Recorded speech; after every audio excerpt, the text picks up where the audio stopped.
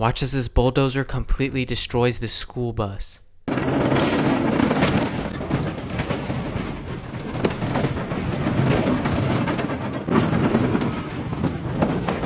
You can see it drive over the school bus multiple times, completely obliterating it.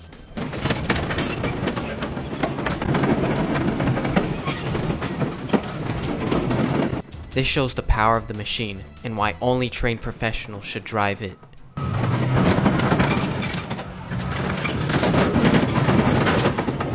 Did you know that construction vehicles are painted yellow for safety reasons, as yellow is a highly visible color that stands out from the ground, dust, and other colors on a construction site?